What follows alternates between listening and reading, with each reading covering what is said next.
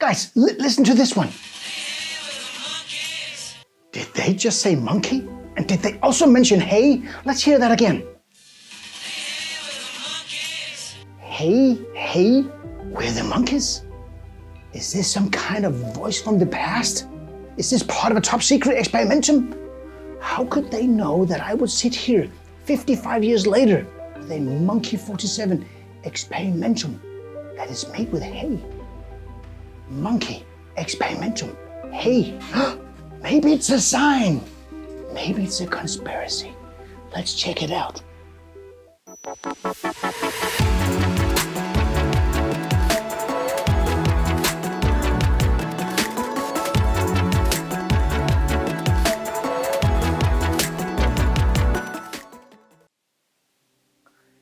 Hi guys, and welcome to High on Gin.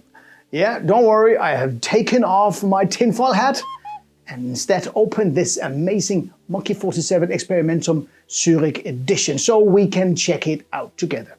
And if you try to get this one, well, chances are that you didn't get a bottle in the latest raffle of this ultra limited version. Only 500 bottles of this gin are made, and the number of people that is trying to win the right to purchase a bottle is increasing dramatically every year.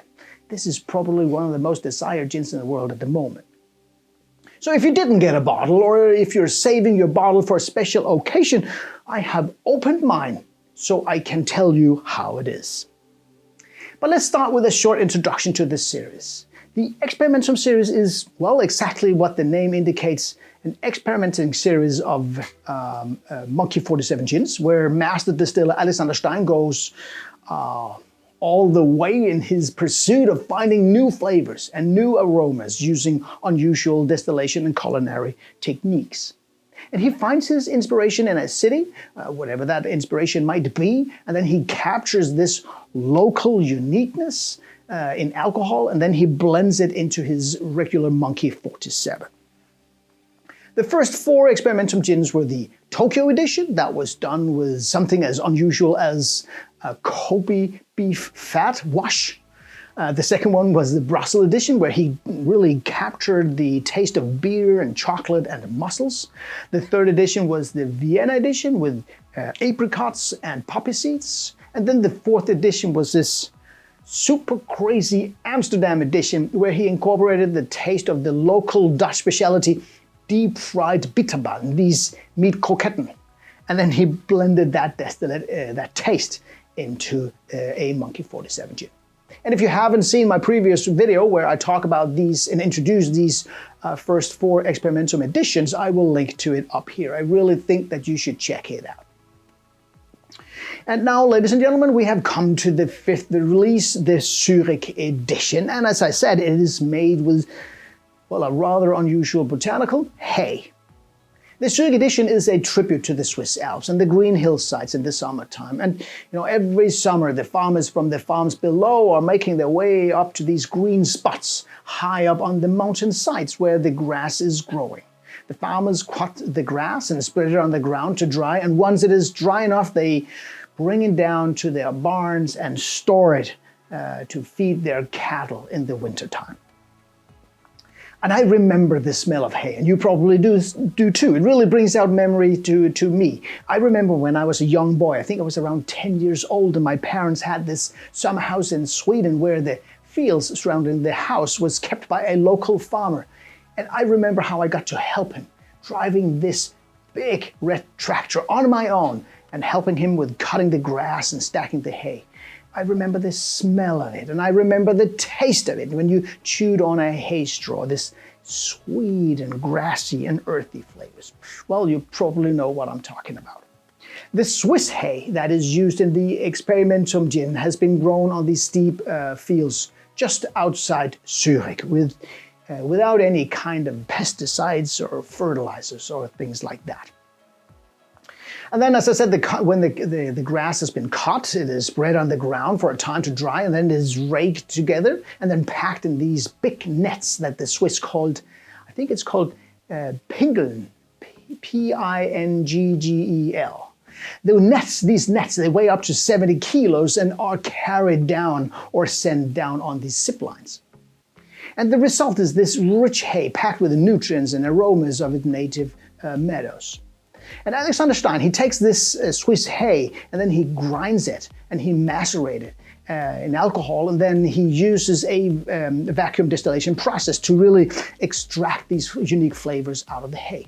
And it is this distillate that he uses for this special Experimentum edition here. And when I test these Experimentum editions, I always compare it to the regular Monkey 47. It really gives a good baseline on what we're talking about here.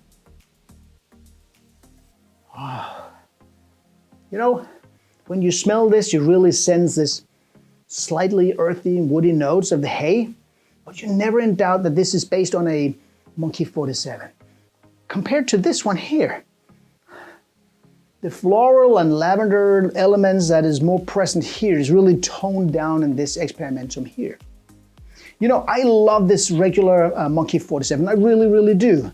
The taste of it and the smell of it, but compare it.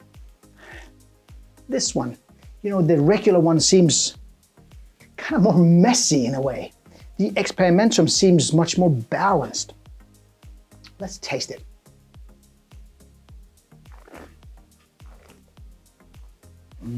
Wow. Immediately, the Experimentum seems very, very smooth. The first thing that strikes me is the smooth feeling that you get in your mouth. The normal citrus elements in the Monkey 47 is also toned down in this one here, and the more grassy and earthy elements really takes over. And I think the peppery elements in the regular Monkey 47 really is boosted in this one here. Wow, what a gin. So my verdict? It is not an over-the-moon crazy Monkey 47 that we're dealing with here. I don't know if I have expected the hay to be more dominant and give me this whoa feeling.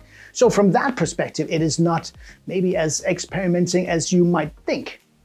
But from a gin perspective, from a Monkey 47 perspective, this is simply a Monkey 47 perfection.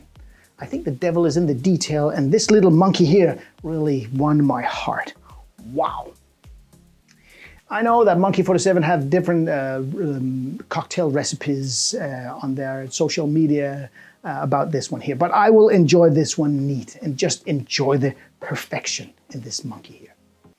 And if you want your own bottle of Experimentum, I know, simply sign up for the newsletter and wait until you can participate in the next raffle.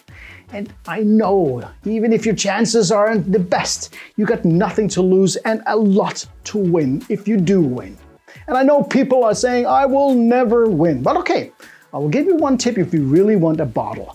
Because if you're a true, full-blown, crazy monkey fan like I am, you can also buy a ticket to their Experimentum launch party that they have with every new launch in that particular city. They actually held 2 launch parties for this Zürich edition. You see, if you get a ticket to that party, or buy a ticket to that party, you also get the permission to buy a bottle at the party. That is what I have done previously.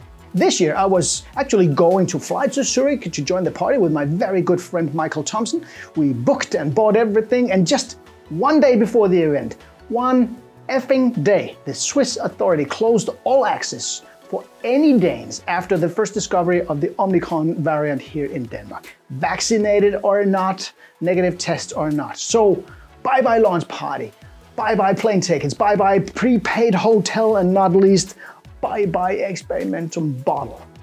Money down the drain, and I was unhappy. Luckily, I got a bottle through the draft, so all is good again. So there is a Santa Claus out there who heard my wishes.